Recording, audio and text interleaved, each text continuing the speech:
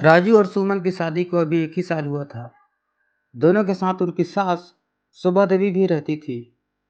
शोभा देवी ने राजू को अकेले ही पाला था और उसके लिए बहुत त्याग किए थे।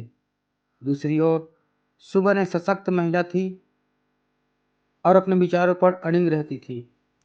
शुरुआत में सब कुछ ठीक चला, लेकिन धीरे धीरे सास और बहू के बीच मतभेद बढ़ने लगे। छोटी छोटी बातों पर तकरार होने लगी। शोभा देवी को लगता था कि सुमन उनकी परंपराओं का सम्मान नहीं करती, जबकि सुमन को लगता था कि उसकी स्वतंत्रता का हनन हो रहा है। एक दिन सब्र का बांध टूट गया और दोनों के बीच जबरदस्त बहस हो गई। तुम्हें हमारे घर के रीति रिवाज का कोई सम्मान नहीं है, शोभा देवी गुस्से में चिल्लाई। सुमन भी पीछे नहीं हटी। मैं अपनी जिंदगी अपने तरीके से जीना चाहती हूँ। हर चीज में टोका टाकी मुझे पसंद नहीं है। ये तकरार इतनी बढ़ गई कि घर का माहौल बेहद तनावपूर्ण हो गया। उसी वक्त राजू घर आया। उसने देखा कि दोनों महिलाओं के चेहरे पर गुस्सा और नाराजगी साफ नजर आ रही है। राजू ने समझा कि अब वक्त आ गया है कि वह बीच बचाव करे और इस तनाव को खत्म करे।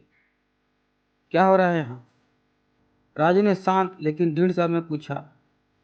दोनों महिलाएं एक साथ बोलने लगी, लेकिन राजू ने हाथ उठाकर उन्हें रोका। एक एक करके बोलो। शोभा देवी और सुमन ने अपनी अपनी बातें रखी। राजू ने सब कुछ ध्यान से सुना और फिर कुछ पल के लिए चुप रहा। माँ, आपने मुझे बहुत प्यार और त्याग के साथ पाला है। मैं आपका बहुत आभारी हूँ, उसने शोभा देवी की ओर देखकर कहा। और सुमन, तुम मेरी जीवन साथी हो। मैं तुम्हारी स्वतंत्रता और विचारों का सम्मान करता हूँ, लेकिन हमें एक दूसरे की भावनाओं का सम्मान करना सीखना होगा। राजू ने दोनों को समझाया कि रिश्ते निभाने के लिए एक दूसरे की भावनाओं का सम्मान करना और समझौता करना कितना जरूरी है। हम एक परिवार हैं, उसने कहा, और परिवार में हर सदस्य की अहमियत होती है। हमें एक दूसरे के दृष्टिकोण को समझना होगा और बीच का रास्ता निकालना होगा। राजू की बातें सुनकर दोनों महिलाओं के चेहरे पर कुछ नरमी आई।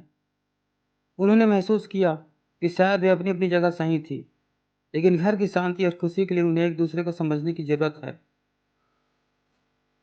कुछ दिनों तक माहौल थोड़ा संजीदा रहा, लेकिन धीरे धीरे सास और बहू ने एक दूसरे के साथ समय बिताना शुरू किया। सुबह ने शोभा देवी से कुछ पारंपरिक व्यंजन बनाने की कला सीखी और शोभा देवी ने सुमन के साथ उसके ऑफिस के कामों में रुचि दिखाई। धीरे धीरे दोनों के बीच की दीवारें गिरने लगी और वे एक दूसरे के दोस्त बन गए। घर में फिर से खुशियों की बहार आ गई। राजू को खुशी थी कि उसने समय पर हस्तक्षेप किया और अपने परिवार को टूटने से बचा लिया। इस तरह सास और बहू ने आपसी समझ और सम्मान के साथ अपने रिश्तों को मजबूती दी और घर में फिर से शांति और सौहार्द का माहौल बन गया।